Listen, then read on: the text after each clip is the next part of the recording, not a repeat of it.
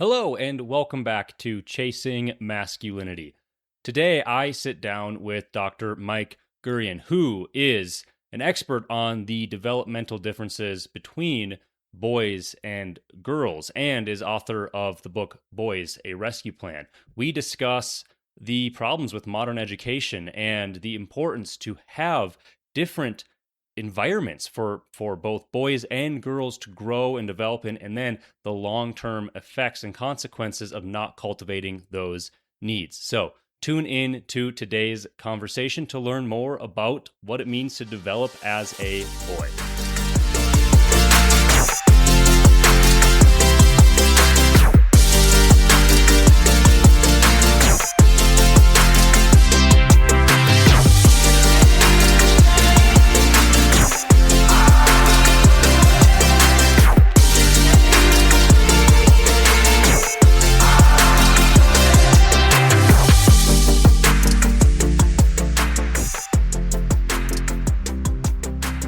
Dr. Mike Gurian, thank you so much for joining me today.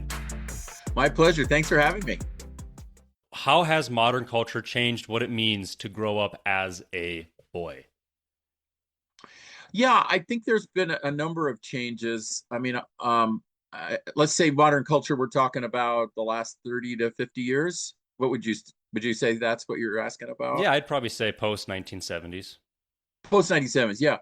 Obviously the social role changes, right? I mean, that's going to be a part of it. Um, the the social roles with all the changes around feminism and then all the different kinds of feminism, obviously, and all of that. And then, you know, us males buying in, yes, of course, let's have more expanded social roles for everyone. And so that's a very big change. Also, the way that we educate, counsel, as counselors, I come from both an education and counseling background. The way our systems work with boys and men, those have changed. So therefore, boys and men are trying to catch up to that. School systems have become much more female brain friendly. Counseling is very much female brain friendly. And as you know, I do neuroscience, so I'll be talking about male and female brain, and we can explore that. And so those systems have, as they've become more female brain friendly, there's a mismatch for male brains. So schools, counseling systems, other systems, family court systems, so that's also been a big effect on boys and men. The changes in the family system itself. So the loss of father involvement, let's say, in many families. I mean, that definitely changes trajectories. Loss of, significant mentorial male role models, kind of a denigration of those, but also those have pulled away and withdrawn. In divorce systems, of course, they can get pushed away. So that's really big for having an impact on boys and men. And so that would be just a start. Does that start to answer the question? So many avenues we can go with this. You mentioned school, because I know that schools are much more, you mentioned, oriented towards the girl brain, the developmental Yep. pattern of girl brains. And I know that females do well, or they do more well in school. Statistically, Yep. they get higher grades On average. Um, has that changed over the years, or has that always kind of been the case that, especially at a young age, I know boys are very, very energetic. They don't want to sit still. I think I heard something that somewhere between 50 and 80% of boys, probably in like that 8 to 12 range, could be diagnosed with ADHD simply because that's just how developmentally they want to run around and interact. They don't want to sit in a seat for 8 hours a day and learn. Has that changed and developed too, or has that kind of always been the case and we're just now more in tune with it? Well, it has changed. Education has changed. If we go back pre-modern, of course, pre-modern, 100, 250 years ago and before, a lot of girls weren't even getting education, right? So that's a different system. When we started changing 100, 130 years ago, back then, obviously everything started changing, and it was like, okay, everyone's going to get education now. So that was great. Um, uh, what happened though is we also had large population cohorts, right? So now teachers are trying to teach 30, 40 kids in a classroom, let's say, right? And that is where we started to see the shift, because now learning became much more lecture and much more sit and get, let's say, sit and listen, etc., take notes. Um, and the thing is that the way boys were learning and the way education was set up previously, there was some sitting, obviously, but a lot of it was hands on. And so, of course, that allowed for movement, and it allowed for more kinesthetic, tactile manipulatives, and also then boys weren't getting in trouble all the time because they were moving around. But when you have, let's say, just say 30, when you're educating 30 kids per classroom and you have one teacher, um, the lecture format that that is what we now call traditional education, right? That will definitely favor female brain and disfavor male brain, and that with high population cohorts, that's relatively new. And so now that's why we're seeing this now over the last 30 years. The Wonder of Boys came out 30 years ago, and already in that book I had the data and was tracking it, right? And now many of us, there are many people beyond me who are tracking this, and I'm continuing to track it. My latest book is Boys a Rescue Plan. 30 years later, tracking it, the situation is in some schools is good, but in a lot of schools just getting even worse. Now the number for the ADD, I think that one is high. I think you said you thought 50 to 80%. Yeah, I've heard Uh, it's a range. I'm not sure if there's something you can actually quantify or not.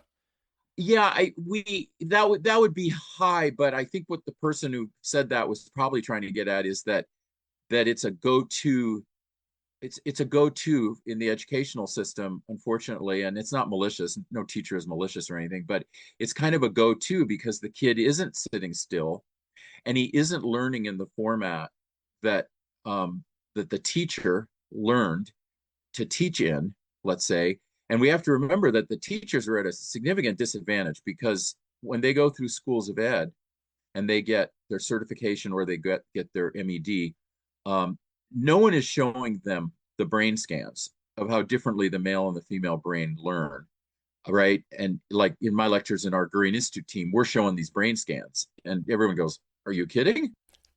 In those schools of ed, they even learn, because there's a lot of gender politics. They even learn that there isn't a difference between male and female brain, right? That's what they're learning. So, and that's just not true. But you know, that's the way that is set up. There's a lot of Hmm. politics around education. So, there you go. So here are these wonderful teachers who are not learning this, and so when they see it, they're gonna send the boy to the principal, or they're gonna think, because he's misbehaving, they're thinking. And he's fidgeting and he's tapping and he's trying to move around and he's touching the kid next to him, or he's bored, and so he's turning to the kid next to him and talking to him, which he shouldn't do, obviously, but it's systemic. The male brain needs to learn um in the ways that fit that brain, and the female brain, learn in the way that fits her brain. It's awesome. It's just that the system is set up so much more for what we call frontal lobe activity, and the female brain's frontal lobe develops much more quickly, and it's the frontal lobe than the male, and it's the frontal lobe that tells the rest of the brain and the body, no, you shouldn't move around now. You have to control that impulse.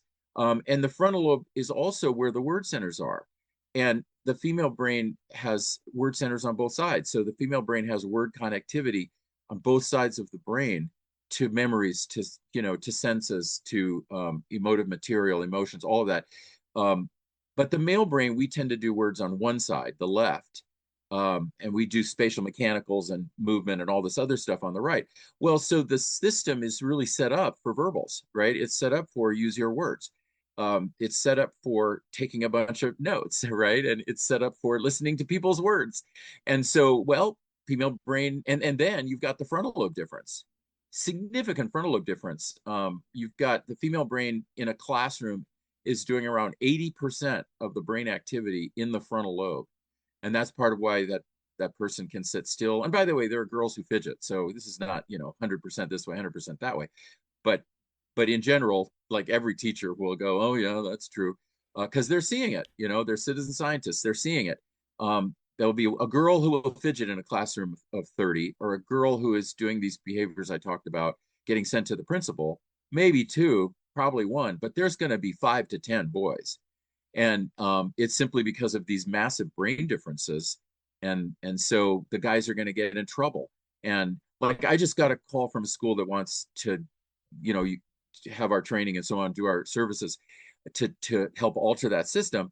And the way that she put it was, the principal put it, who called, was really very deep. What she said was, okay, we have come to notice that when our girls do something we don't like, we talk to them about it and send them to and they change, or we send them to counseling.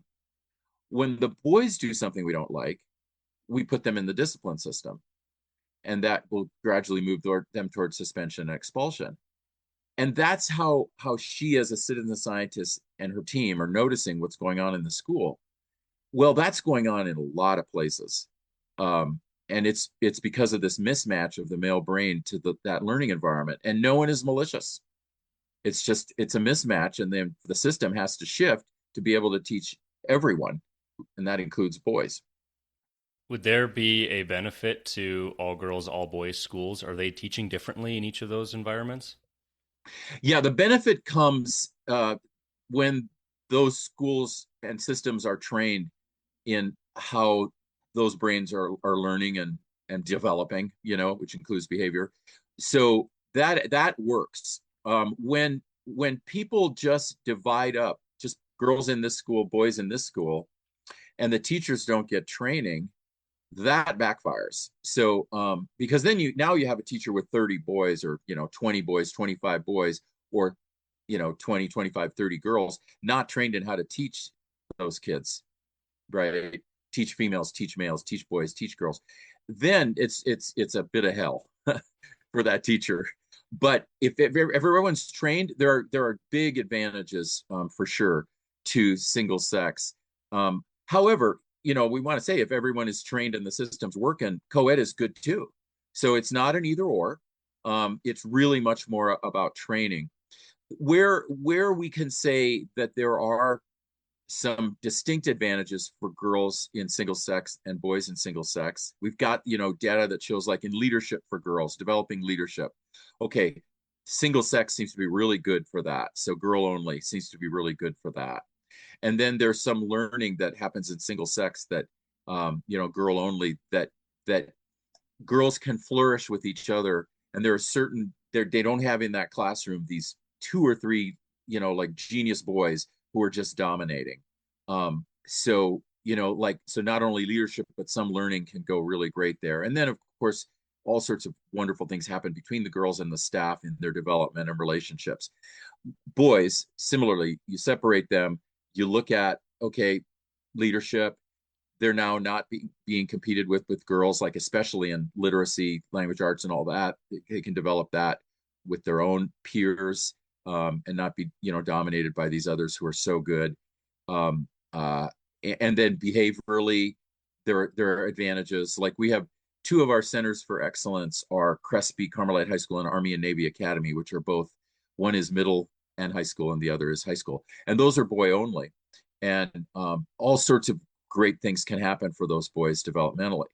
But single sex is not for every boy. It's not for every girl. It's not like, okay, that's only the way we should teach. The bigger deal is, it's like a both and. Yes, that's a great way to teach for a lot of kids. And if we train everyone, co-ed works great for a lot of kids too. So is it true that there is, in the list of performance, the very top performers is typically male, but it's a very small percentage, and then it's mostly female, and then the majority of male is below female in terms of performance, and then eventually going on into higher education, jobs, etc.? Right. So again, a both and, you've captured a lot of it. There are a number of these genius boys, right? These gifted boys. And and some of them are performing really well in the school system, and it's very much that their genius level or really high level in terms of their verbals, their literacy, math skills, etc. Um, so they absolutely exist. Um, however, it's a both and. At the same time, when we look at grades, test scores, and discipline referrals, which are the data points, right, for most schools, the girls are dominating. So even with a few of those genius boys, part of the problem sometimes for those genius boys is they're really really smart, but they're totally bored in that classroom and they're acting out and they're going into the discipline system. So the system itself is still in jeopardy, and one of the ways we know that is because except for those three or four guys, um, and even with those guys who are getting in trouble, you've got dominance in test scores, grades, and discipline referrals female. So, for instance, test scores across the board, all 50 states, females dominate the test scores. They do better than males. One of the primary reasons that the data for females is so high is because of the literacy test scores. So, for instance, the math science test scores in all 50 states have evened out. Boys used to have 2 to 3 points higher. Now it's pretty much even. There's a few states where boys might be 2 to 3 points higher, but there's a few states where girls are 2 to 3 points higher in math science. In literacy, though, girls are like 10 points higher. That's sort of the average in the states. Wow. So that, of course, alters the overall test scores massively because that's such a huge gap. Um, uh, and and so that's test scores. Then in grades, 2/3 of the A's are received by girls nationwide, right? 2/3, Two 1/3 by two-thirds boys. of all Two A's thirds, are yeah. held by females over 2/3 males. of, well, yeah, A's and high B's. Yep, Wow. and then as you said, the boys are getting worse grades, and then as you said, at the very bottom, it's mainly boys. So, um, and in the middle, you've got both girls and boys in the middle, but at the top, it's the girls, and then at the very bottom, it's the boys. Um, if people get Boys a Rescue Plan, they're going to see all this kind of laid out on graphics. And so, if anyone listening to this has any doubts, just get Boys a Rescue Plan, and we've got graphs of everything. And we get so okay, that's great for girls, we could say, and we could say it's great for girls that and young women that 58, 59% of college students, are female, and we could say that. Um, but at the same time, we have to say, well, okay, not great for boys that the system is kind of stacked against them. Um, and is it really great for girls? I mean, wouldn't we want parity and equality? Ultimately, wouldn't we want the boys to be better educated so that, as they become adults, they're better educated males that our females will mate with, if we look at it biologically. So I think it is, yes, good for girls that they're doing so well, and we certainly wouldn't want to erase that. I have two daughters, granddaughters. I mean, obviously, we don't want to erase that, but I don't think we ought to keep saying, well, it doesn't really matter because it's good for girls. I So think let's a keep the large part of system the that way it is. argument has been there's like a zero-sum game where, well, we'd rather have the girls be doing better than the boys when that doesn't have to be the case. Why can't both parties do good? It's not, and I understand the argument that historically, going back into the maybe early mid 1900s, men dominated most industries. And you say, well, now it's the girls' turn, right? It's the girls' turn to dominate, or this is the reckoning, this is the righting of the ship, if you will. I've heard all those arguments, but it doesn't have to be, well, if it was 80-20, now it has to be 80-20 in the other direction. It doesn't have to be a zero-sum game where either the boys are winning or the girls are winning. Like you mentioned, why would we not want a society that's going to inherently be better by bringing up both sexes at the same time, rather than just kind of flipping the script, which seems to be the trend that we're seeing right now with boys, less and less boys and men going into higher education and more women going into higher education. Yeah, I think you've captured it. We need to. That's the difference between politics and real life, right? In real life, we do want everyone to succeed. In real life, the politics gets involved, and it gets involved in this revisioning of the past, et cetera, and the reckoning and all of that. When I hear that, I just say to those folks, sometimes I'm asked to debate them, and I sort of don't even debate them anymore because there's just no real life in that. So we're living in real life right now, and we have to look at real life right now. If we keep going back to the past and then our interpretation of the past, then our frame is the past, and then we're arguing about the past, and there's zero gain in arguing about the past because it does not exist anymore. So the only reason to be talking about the past is to go, okay, let's look at what happened in history. But what we have to deal with systemically now is real life now, and real life now exists as it exists. And I, one of the ways I debate those folks is to say, all right, and if they insist on talking about the past, I'll say, okay, then let's talk about the last 50 to 60 years. You want to talk about the past. What has happened in the last 50 to 60 years to boys and men? And then when we start talking about that, then we're like, okay, yeah, things are getting pretty grim. So if we want to talk about the past, we could talk about the far past, or we could talk about 50 years ago and how things started to turn, and boys and men were told they were not needed, and a lot of the stuff you're referring to, that they're worthless, that they're just bad, that they're toxic, all that. Then But then we're still having an argument and a framing about the past. So I think and then it's the two pasts fighting each other. It's like, okay, 100, 200 years ago, girls weren't being educated. True. Don't like that. 50 years ago, we started to say that males are not needed. Okay. Hopefully we would all agree that that's kind of not right. But then it's the past arguing the past. So if we're in the real world now, we're just going to look at the data and we're going to observe what's going on. And we're going to see it, what you've referred to. We're going to see the males withdrawing. We're going to see the males who are lonely, the males who are killing themselves, at such high rates in all the data points in all of this. We're going to see the males getting, fewer D's and F's. We're going to see that there's test scores dragging down the district's test scores, mainly the males. We're going to see them getting in trouble. And then hopefully we look at this data and we're inspired to make systemic change and forget the recent past or the far past. We just got to make systemic change now. And luckily, we know what works.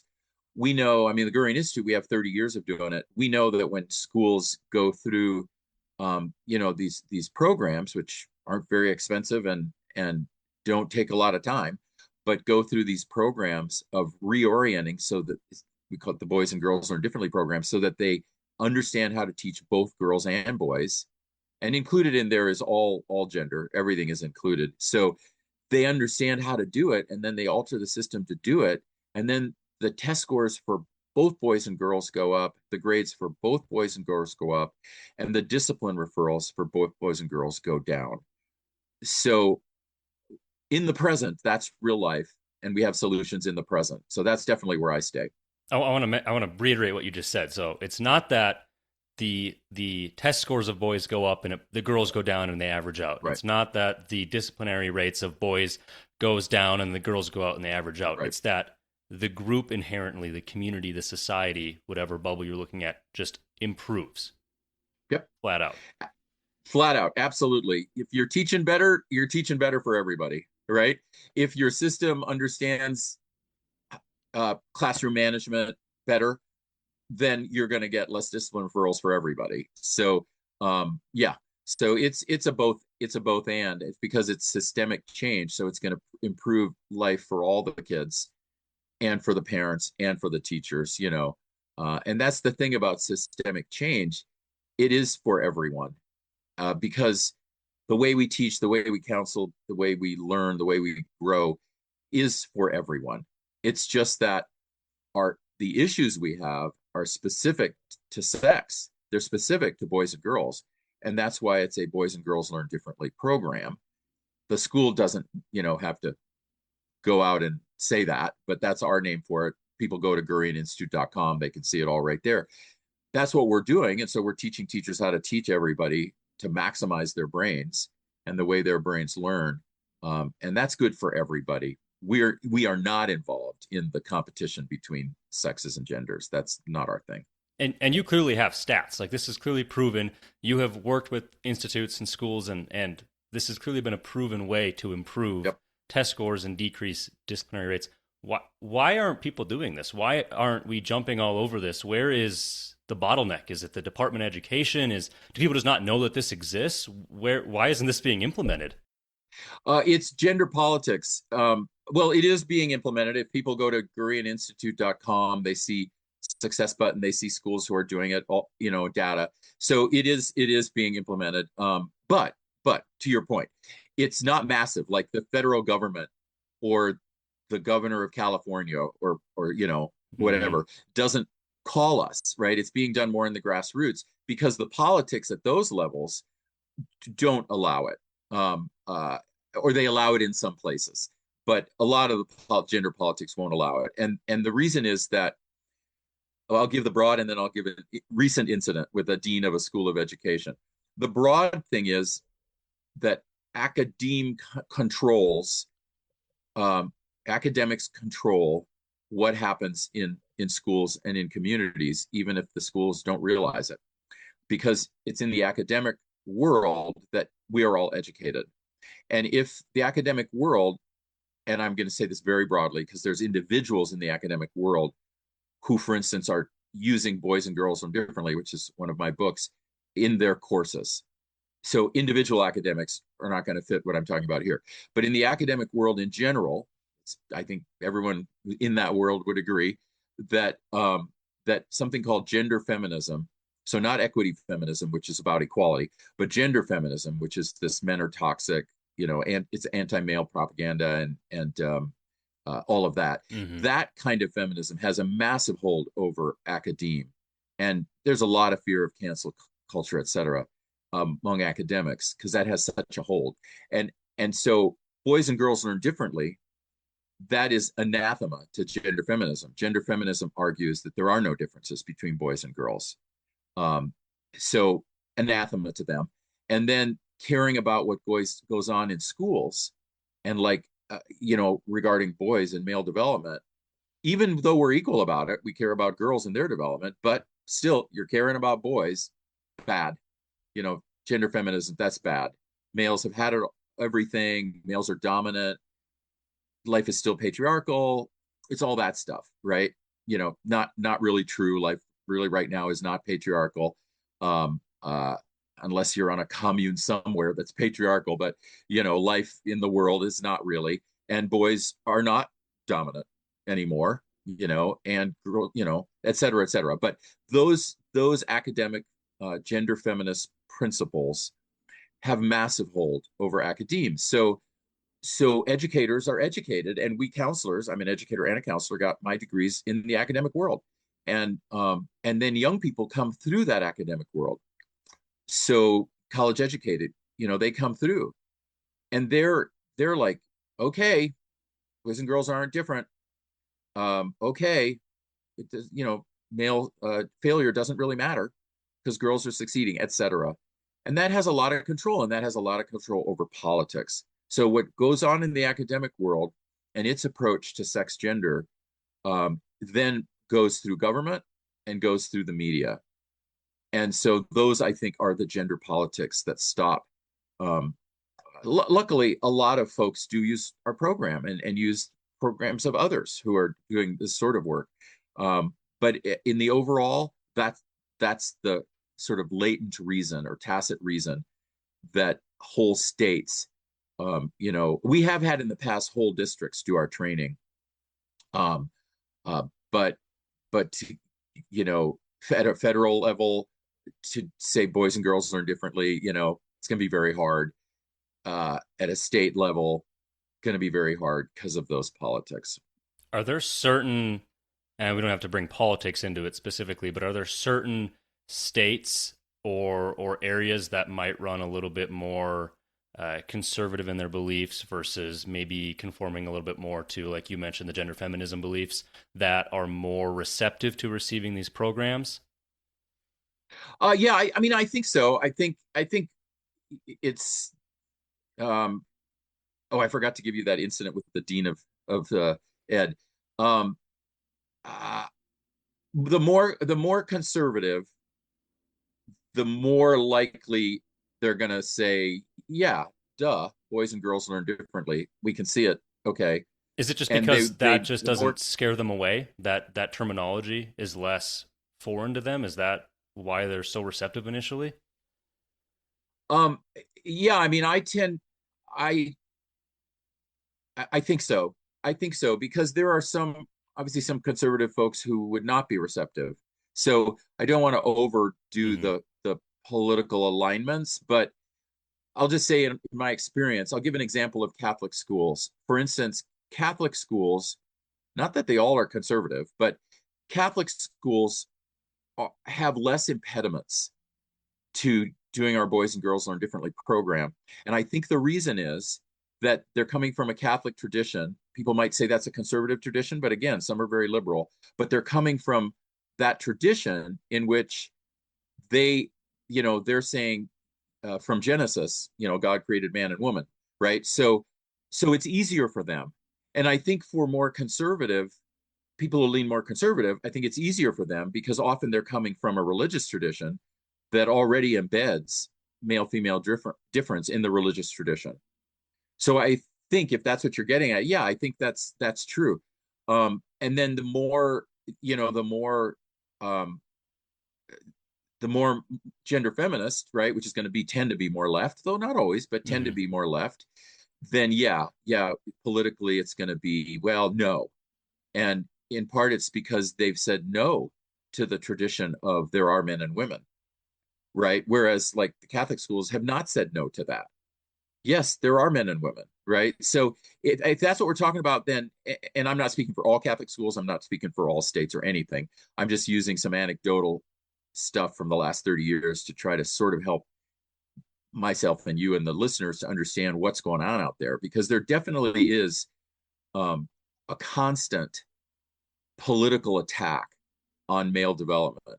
And we see less of that political attack on male development.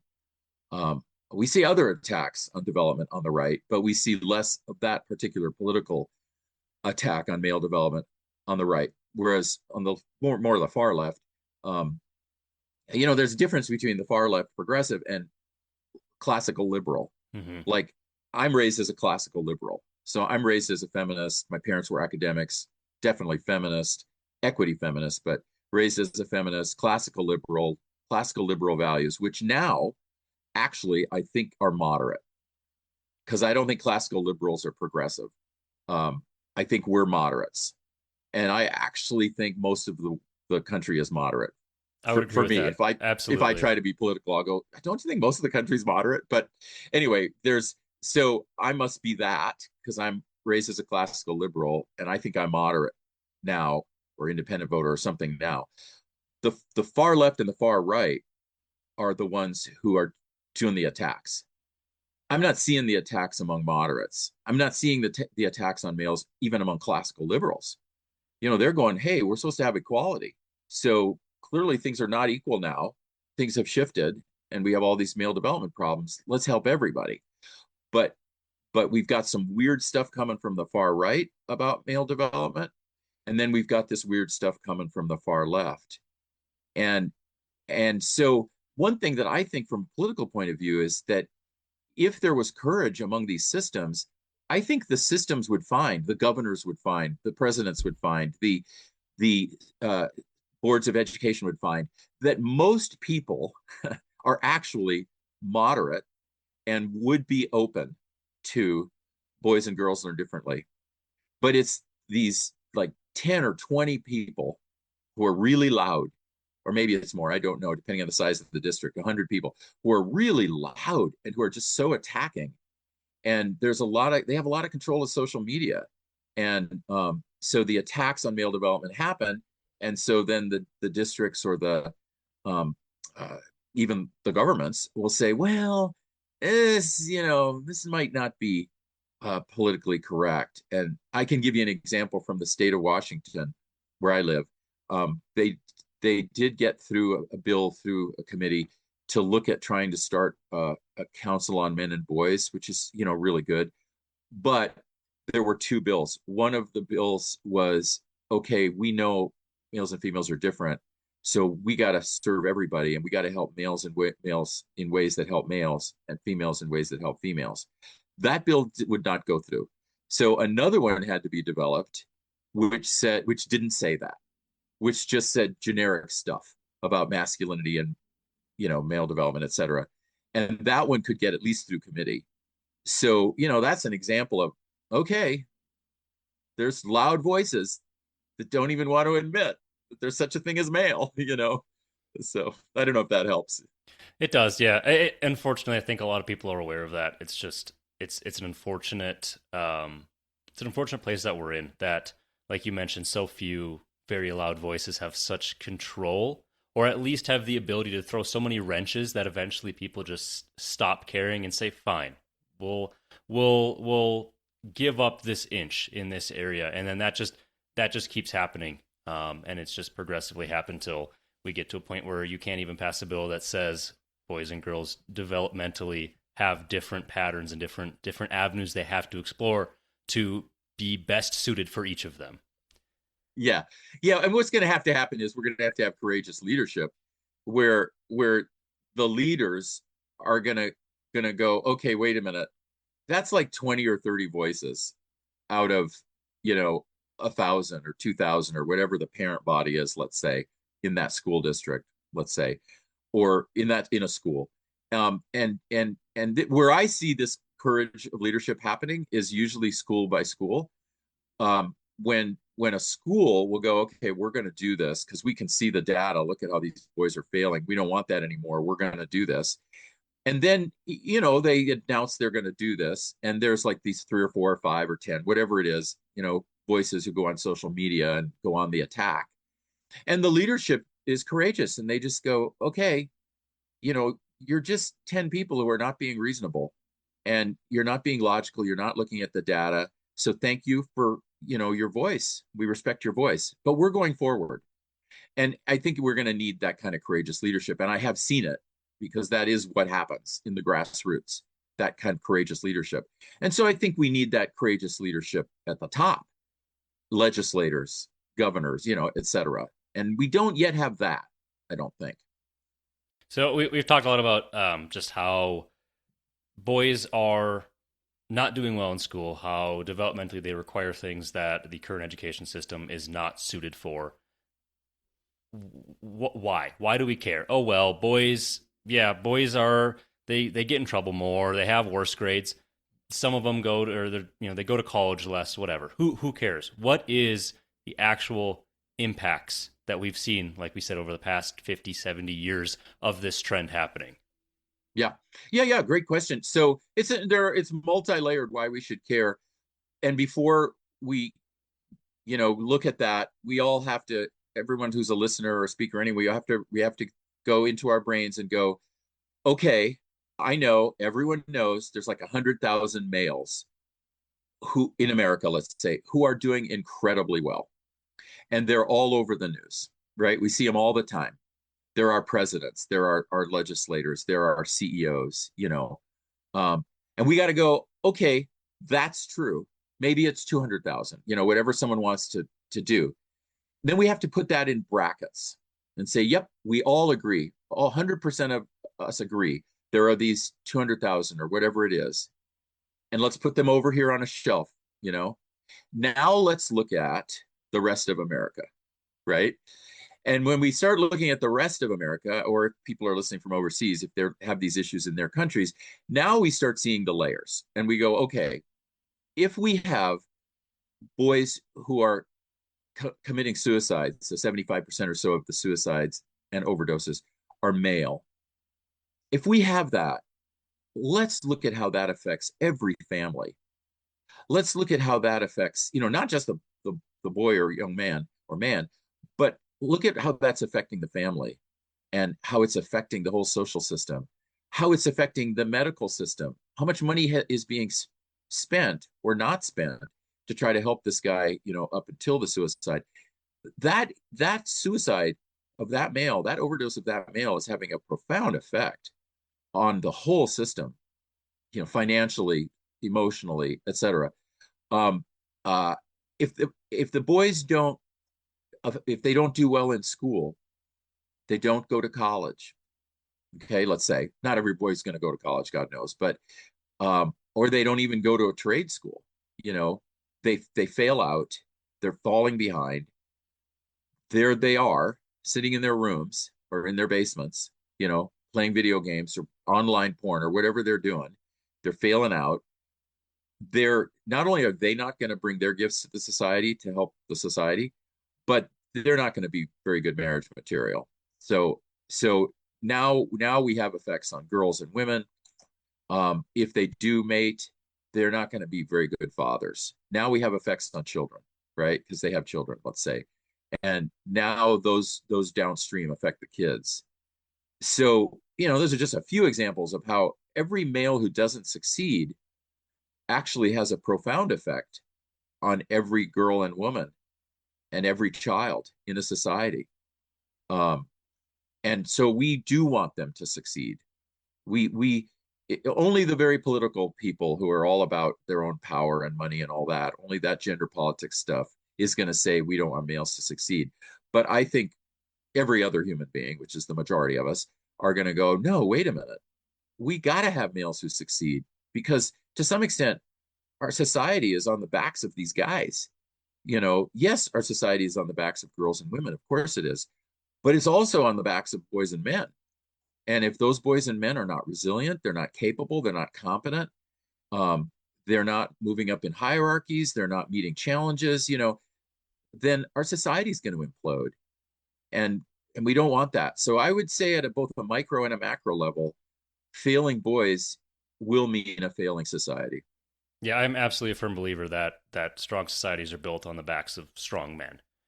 And Yeah. and I never understood the argument. Like, let's say even I don't believe it's true, but let's say that men are better suited for X, this one particular area in the workforce or whatever. Or there's just the argument that I think feminism sought out initially to discredit is that men are better at working, right? The men are better at going and doing the 9 to 5. Women stay at home.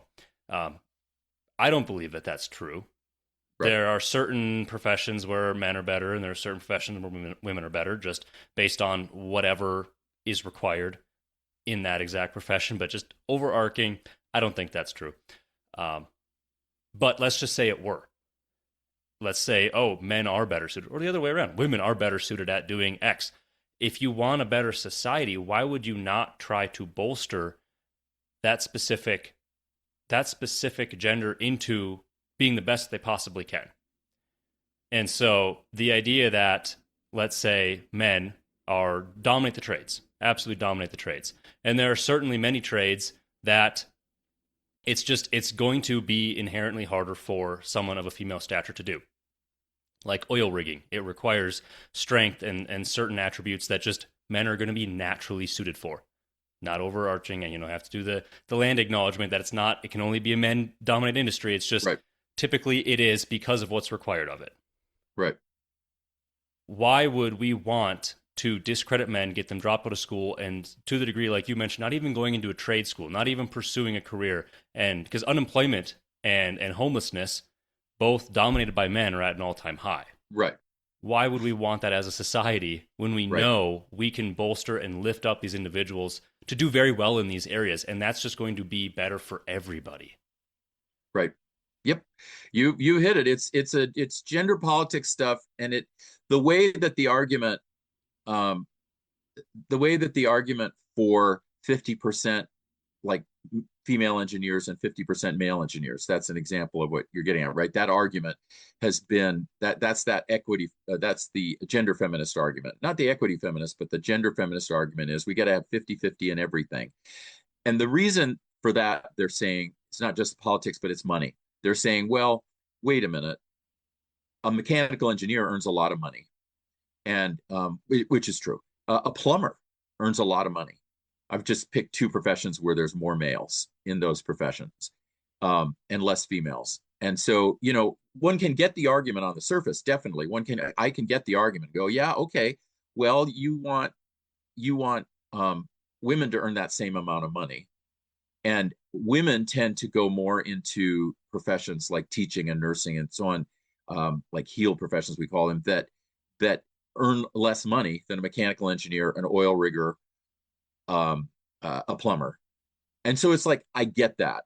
I gotta want to acknowledge that I totally get that. But once we see through that argument, then it all starts breaking down, and then where you're at, which is, well, wait a minute. Um, we want the best people in each job, and it's actually it's actually developmental, it's brain related, it's all this stuff as to why more males are going to be plumbers. That's okay. Those males are going to earn that money. They're going to have families, right? They're going to be taking care of women and children. By the way, their wife is probably going to be working too and taking care of her husband and children, right? Two income families. But it's fine that he does that, because downstream that's going to positive effect on everyone else. Just like whatever women are earning in the professions that they're generally choosing, not every woman. There's a lot of women who are mechanical engineers, but we're talking statistically, yes, more males. Oil rigs, there's some women, but yeah, statistically, more men. So we got to realize that's okay. And I think one thing that helps us to realize that's okay, and I know people resist this, is when we understand that there are some profound brain and biochemical differences. So, in other words, some profound biological differences that are not actually stereotypes or are not actually aggression against the other sex or gender. They just exist. And women get to say they exist, and women get to say, we like this. We like being who we are. Uh, my daughters, both very, professionals who are high up in hierarchies, but also are like, I'm a woman. I like that. I like being who I am. And women get to say that, and they should. And of course, but that means that boys and men should get to say that, like, okay, here's who I am. I figured out who I am, and I like it. Because if we like ourselves, right, if we have sense of self-worth, self-esteem, etc., we're going to do better. And we're not just going to do better for ourselves. We're going to do better for all the people we care for and all the people we serve. So I would hope that we can get to that point and not make it only about money. Because if it's only about money, then the gender feminists are going to keep winning that argument, because they're going to say, well, look, you haven't done it yet, society. You don't have 50% men as mechanical engineers. This is a failed society. They'll keep doing that. But if we can say to them, that's not what success is, like that is an external thing you're imposing on a society for success, to say that 50% of soldiers are going to have to be female, or 50% of oil riggers, or 50% of mechanical engineers. That is something imposed from the outside on the nature of a society. When we go back to the nature of a society, then where we end up is, I think, where you ended up, which is, yeah, women and men can both do the same things. Of course. And we should support that. And we've got some differences here. So statistically, we're not going to reach this bizarre utopia of 50% mechanical engineers. It will never happen. So if we will let it go, then we'll have a better society. Yeah, no, I studied mechanical engineering, so Oh, it was about 90% male, and I right, work in construction, again, predominantly male dominated industry. right. And I never understood the argument 50-50. That's not equity. Equity is, these are the traits required to do this job. These are the traits. These would be the requirements, or just the things that you would be orientated towards in order to be a good mechanical engineer. And let's say 70% of the population that has those traits are male and 30 is female. That's equity, because those are the traits, the merits required to do the job well, like you said, to put the best possible people in those conditions. And I was thinking, I can't remember if it was Army Rangers or like the Navy SEALs, some very high professioned military service, right? The top of the top has never had a female soldier go into it. Maybe it was like SEAL Team 6 or something, like very, very niche, but still very top of the line, because they have the requirements. Here's the requirements you have to meet to do the job. Doesn't matter who you are, what you look like, etc. These are the requirements. It just so happened that only males met those requirements.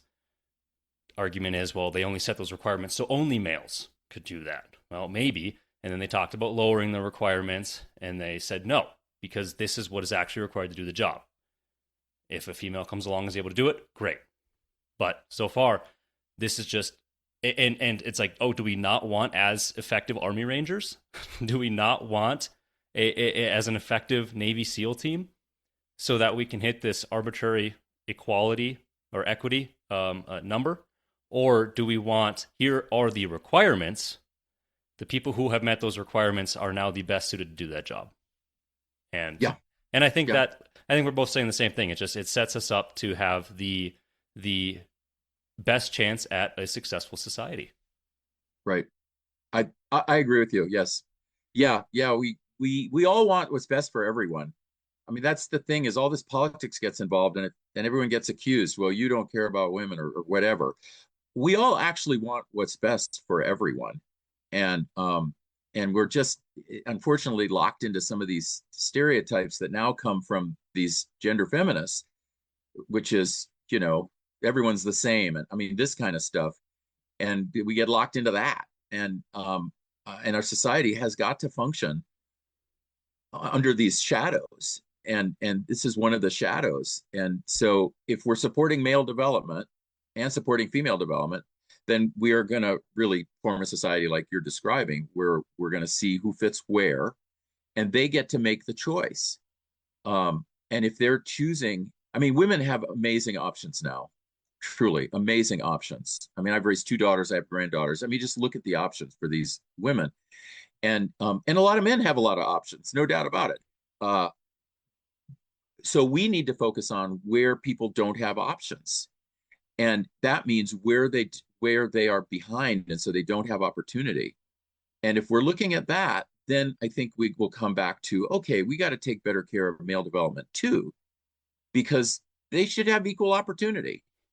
And some of our women don't have equal opportunity right now, for sure, but a lot of our young men don't have equal opportunity, and we should care. So anyway, I know we have to end, but gosh, thanks for having me on. Yes, that's a beautiful place to end. I think it gives us all hope. Dr. Mike Gurian, everybody. Dr. Gurian, tell everybody where they can find you and what you got going on. All right, so look for me on GurianInstitute.com, Gurian, GurianInstitute.com. That's the mothership. Everything is there. There is also MichaelGurian.com, which is my personal site with my books. But GurianInstitute.com is, where this work's being done. Awesome. Well, thank you so much again for joining me today and talking about such an important and unfortunately controversial subject. Right. And thank you everyone for your listening. I appreciate your time and attention, and I will see you all in the next one.